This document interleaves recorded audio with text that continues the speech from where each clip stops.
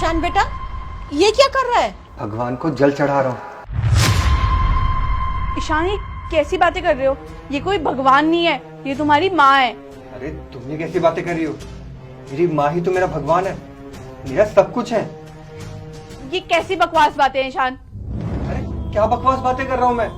सही तो कह रहा हूँ, यही तो मेरा भगवान है। ये कैसी धक्के बातें कर रहे हो?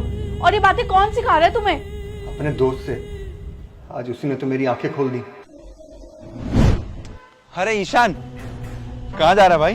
भाई मंदिर जा रहा था, भगवान को जल चढ़ाने के लिए। मंदिर? और तू?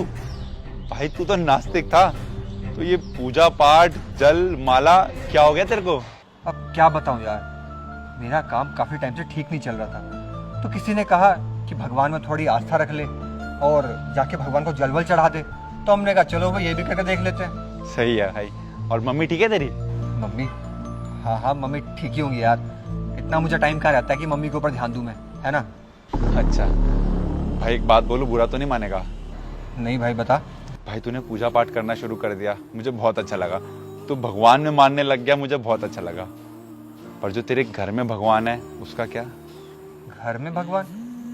मैं कुछ समझा नहीं।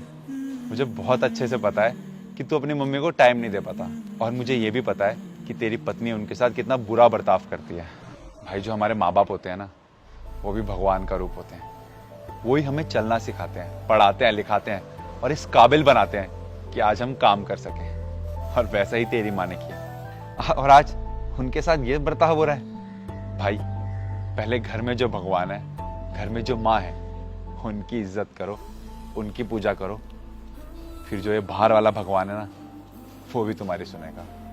भाई बहुत सही कहा तूने, मैं आज यही काम करके देखता हूँ। अरे हम मंदिर मस्जिद भटकते हैं, दर दर भटकते हैं, किसको ढूंढने के लिए? भगवान को ना। लेकिन हमारे घर में जो भगवान है, हम उसको तो नजरअंदाज कर देते हैं। और वही गलती मैं कर रहा था, अपनी माँ को ही मैंने इतने टाइम तक नजरअंदाज किया। अरे मेरी माँ जिसने मुझे जन्म दिया, मुझे पाल पोस कर बड़ा किया, मुझे इस काबिल बनाया ताकि मैं कुछ कमा सकूं। लेकिन जब मेरी माँ को मेरी जरूरत पड़ी तो मैंने क्या किया? मैंने अपनी माँ को नजरअंदाज कर दिया, उन पर ध्यान ही नहीं दिया। अरे माना कि मैं भटक गया था, लेकिन अदिति तुम क्या कर रही थी?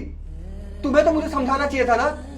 लेकिन नहीं, तुम तो मेरे साथ साथ खुद भटक गई थी। अरे तुम खुद बताओ, तुम्हें याद रहता है कि माँ खाना कब खाती है, माँ सोती कब है, उठती कब है, इन्हें किसी चीज की जरूरत पड़ती है या नहीं? और अगर यही हरकत तुम्हारी भाभी तुम्हारी माँ के साथ करे तो क्या तुम्हें अच्छा लगेगा? नहीं लगेगा ना। वो तो भला हो मेरे दोस्त का, जिसने मेरी आज आंखें खोल दी।